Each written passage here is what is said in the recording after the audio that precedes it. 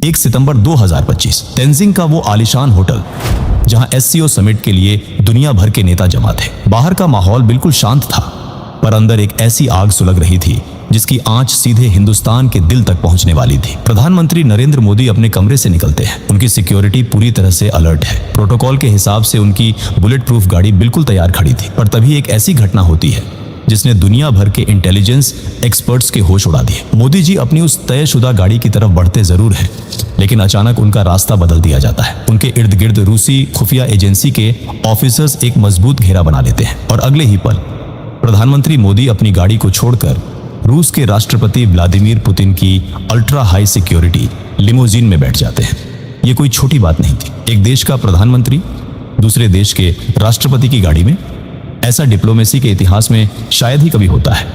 लेकिन इस गाड़ी के दरवाजे बंद होते ही जो शुरू हुआ वो किसी हॉलीवुड थ्रिलर से कम नहीं था। दोनों नेता उस बंद लिमोजीन में पूरे 10 मिनट तक बैठे रहे।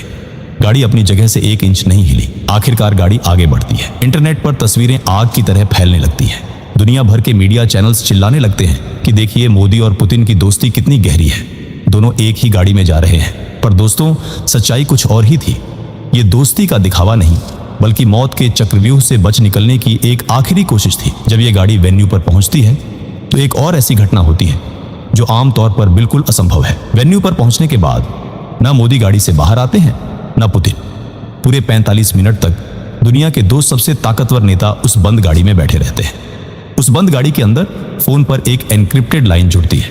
दूसरी तरफ थे भारत के national security adviser Ajit Doval. Putin की आवाज आती है, मिस्टर मोदी, हमारी एजेंसियों ने दुश्मनों के बीच एक बहुत खतरनाक मैसेज इंटरसेप्ट किया है। आपकी गाड़ी सेफ नहीं थी। खतरा बिल्कुल सिर पर मंडरा रहा है। मोदी जी बिल्कुल शांत पर दृढ़ आवाज में पूछते हैं, डोभाल साहब क्या रिपोर्ट है? आखिर वहां चल क्या रहा है? डोभाल जवाब देते, प्रधानमंत्री जी, दुश्मन ने शेर के मुंह में हाथ डालने की हिम्मत की है। खतरा वहां एससीओ समिट में नहीं, खतरा हमारे पड़ोस में बैठा है। एक बहुत बड़ा असैसिनेशन प्लॉट इंटरसेप्ट हुआ है और इसके तार सीधे अमेरिका की CIA से जुड़े हैं। ये सुनते ही गाड़ी में सन्नाटा छा जाता है। CIA, दुनिया की सबसे ताकतवर खुफिया एजेंसी, हिंदुस्तान के प्रधानमंत्री को निशाना बनाने की कोशिश कर रही थी। इस साजिश के तार समझने के लिए हमें थोड़ा पीछे जाना होगा। ठीक 27 अगस्त 2025 की उस सुबह पर, जब पड़ोसी देश बांग्लादेश के ढाका शहर में एक अजीब सी हलचल थी। ढाका का एक बहुत ही आलीशान वेस्टर्न 5 स्टार होटल। वहां एक 50 साल का आदमी चेक इन करता है। उसके पास 3 बड़े बड़े सूटकेस थे। इस आदमी का नाम था टेरेंस। दिखने में वो एक आम अमेरिकन बिजनेसमैन लग रहा था। उसने होटल स्टाफ को यही बताया था कि वो एक बिजनेस ट्रिप पर आया है। पर सच तो ये था कि टेरेंस कोई बिजनेसमैन नहीं, बल्कि अमेरिकन खुफिया एजेंसी CIA का एक बहुत ही खतरनाक और मंझा हुआ कोवर्ट ऑपरेटिव था। वो वहां किसी बिजनेस डील के लिए नहीं आया था। वो वहां आया था एक ऐसी साजिश को अंजाम देने जो दुनिया का नक्शा हिलाकर रख देती। उन 3 बड़े सूटकेस के अंदर कोई बिजनेस के सैंपल नहीं थे। उनमें भरे थे high tech electronics, encrypted communication devices, आम लोगों की भीड़ में छिपने वाले वेपन्स और खुफिया ब्लूप्रिंट्स। टेरेंस का काम था एक कमांड सेंटर एस्टैब्लिश करना। वो वहां बैठकर किसी ऐसी स्नाइपर टीम या हिट स्क्वाड को कमांड देने वाला था जो उस एससीओ समिट के आसपास पहले से ही पोजीशन ले चुकी थी। टेरेंस बिल्कुल सांप की तरह कुंडली मारकर बैठा था। वो अपने शिकार का इंतजार कर रहा था। उसका टारगेट क्लियर था, प्रधानमंत्री नरेंद्र मोदी का असैसिनेशन। एक ऐसा अटैक जो देखने में किसी टेररिस्ट ऑर्गेनाइजेशन का काम लगे, पर जिसके पीछे दिमाग वॉशिंगटन में बैठे कुछ नापाक मंसूबे रखने वालों का हो। उन्हें लगा कि बांग्लादेश में बैठकर इस ऑपरेशन को अंजाम देना सबसे सेफ होगा, क्योंकि वहां आमतौर पर किसी को शक नहीं होगा। पर वो एक चीज भूल गए थे। ये वो पुराना भारत नहीं था जो दुश्मन के वार का इंतजार करे। ये नया भारत था। और जब बात देश के प्रधानमंत्री की सुरक्षा की हो तो भारत की खुफिया एजेंसी रॉ कभी सोती नहीं है। आखिर इतनी गहरी साजिश का पर्दाफाश कैसे हुआ? यहाँ एंट्री होती है दुनिया की 2 सबसे ताकतवर इंटेलिजेंस एजेंसियों के गठबंधन की, भारत की रॉ और रूस की SVR। अगस्त के आखिरी दिनों में SVR की इंटेलिजेंस ने कुछ अजीब रेडियो फ्रीक्वेंसीज को इंटरसेप्ट किया। ये फ्रीक्वेंसीज आम नहीं थी। ये high level CIA encryption protocols थे जो अचानक से ढाका और उस SCO समिट के लोकेशन के बीच एक्टिव हो गए थे। रूस ने तुरंत ये जानकारी भारत के NSA अजीत डोभाल के साथ शेयर की। नई दिल्ली में आधी रात को एक इमरजेंसी मीटिंग बुलाई गई। रॉ चीफ, IB डायरेक्टर और डोभाल एक टेबल पर थे। रॉ के टॉप ऑफिसर ने डोभाल से कहा, सर, हमें कंफर्म हो गया है कि एक हाई वैल्यू टारगेट को एलिमिनेट करने की प्लानिंग हो रही है और लगता है कि टारगेट प्रधानमंत्री हैं। डोभाल ने कहा, अगर उन्होंने हमारे प्रधानमंत्री की तरफ आंख भी उठाई तो हम उनका वो हाल करेंगे कि आने वाली सदियों तक उनकी रूह कांपेगी। डोभाल ने तुरंत रशियन काउंटरपार्ट से संपर्क किया। यही वजह थी कि 1 सितंबर की रात को मोदी जी को उनकी तय गाड़ी में बैठने से रोक दिया गया। रॉ और एसवीआर ने मिलकर उस साजिश के चक्रव्यूह को तोड़ने का मास्टर प्लान बनाया। उन्हें पता था कि स्नाइपर या हिट स्क्वाड सिर्फ तभी अटैक करेगा जब उसे ढाका से टेरेंस की कमांड मिलेगी। अगर टेरेंस का कनेक्शन काट दिया जाए तो पूरा ऑपरेशन ताश के पत्तों की तरह बिखर जाएगा। और फिर शुरू हुआ ऑपरेशन साइलेंट टेकडाउन। 1 सितंबर 2025 ढाका का वो 5 स्टार होटल। टेरेंस अपने कमरे में बैठा आखिरी तैयारियां कर रहा था। वो अपनी व्हिस्की का गिलास हाथ में लिए अपनी जीत का जश्न मनाने ही वाला था कि अचानक खेल पलट गया। टेरेंस की मौत का तरीका इतना खामोश और सटीक था कि किसी को कानों कान खबर तक नहीं हुई।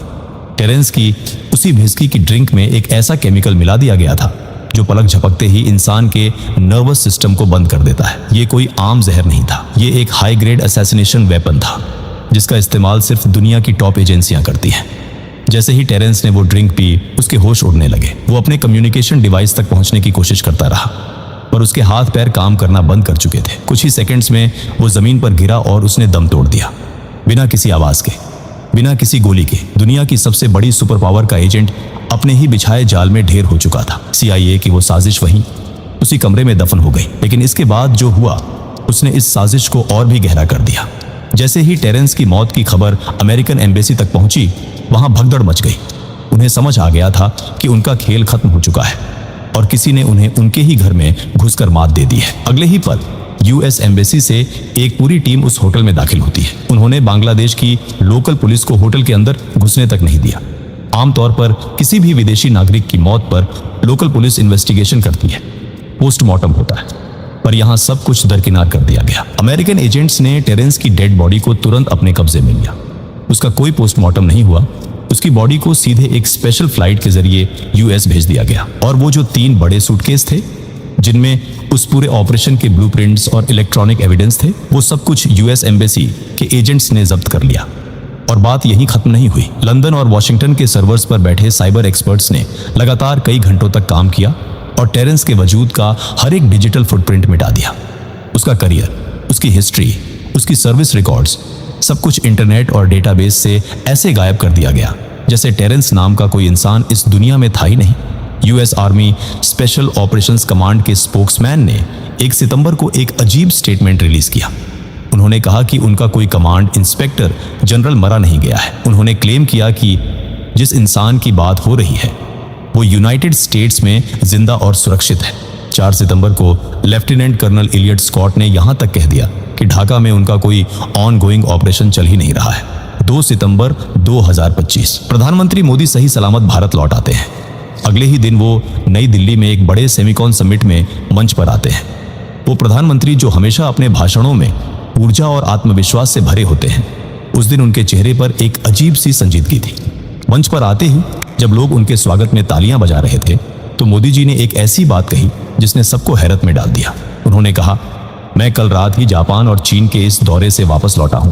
मैं गया था इसलिए आप तालियां बजा रहे हैं, या मैं वापस आ गया हूं इसलिए आप तालियां बजा रहे हैं। सोचिए इस लाइन के बारे में। एक देश का प्रधानमंत्री भरी सभा में अपने लोगों से पूछ रहा है कि मैं वापस जिंदा लौट आया हूं, क्या इसलिए तालियां बज रही हैं? मोदी जी कभी भी अपने शब्दों का इस्तेमाल ऐसे ही हवा में नहीं करते। उनके एक एक शब्द के पीछे एक गहरा संदेश होता है।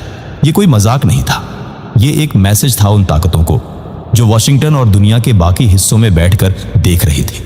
ये बताने का तरीका था कि हम जानते हैं तुमने क्या किया और हमने तुम्हारा क्या हाल किया। और इस घटना के बाद PM मोदी की आगे की आधी से ज्यादा इंटरनेशनल ट्रिप्स अचानक से कैंसिल या पोस्टपोन कर दी गई। यूनाइटेड नेशंस जनरल असेंबली का सेशन जिसमें PM मोदी को बोलना था, उसे उन्होंने स्किप कर दिया। गाजा पीस समिट जिसमें इजिप्ट के प्रेसिडेंट आने वाले थे और PM मोदी का आना तय था, उसे भी उन्होंने स्किप कर दिया। आसियान समिट जो कुआलालंपुर में होने वाला था, वहां भी PM मोदी नहीं गए। उनकी जगह दूसरे डेलीगेट्स को भेजा गया। 1 महीने के अंदर इतने सारे बड़े इंटरनेशनल प्लेटफॉर्म्स से प्रधानमंत्री का पीछे हटना, क्या ये सिर्फ एक कोइंसिडेंस है या फिर सिक्योरिटी थ्रेट इतना बड़ा है कि एजेंसियां कोई भी रिस्क लेने को तैयार नहीं है? इस पूरे एपिसोड के पीछे आखिर मंशा क्या थी? अमेरिका जैसा देश जो भारत को अपना स्ट्रैटेजिक पार्टनर बोलता है, वो ऐसी नापाक साजिश क्यों रचेगा? इसे समझने के लिए आपको पड़ोस में देखना होगा। पिछले कुछ समय में हमारे पड़ोसी देशों में क्या हो रहा है। बांग्लादेश में पूरी तरह से तख्तापलट हो गया। हिंसा और आगजनी हुई। नेपाल में लगातार ऐसी स्थिति पैदा की जा रही है जिससे वहां अशांति आए। श्रीलंका का तो इकोनॉमिक और पॉलिटिकल हाल दुनिया ने देखा ही है। ये सब अचानक नहीं हो रहा।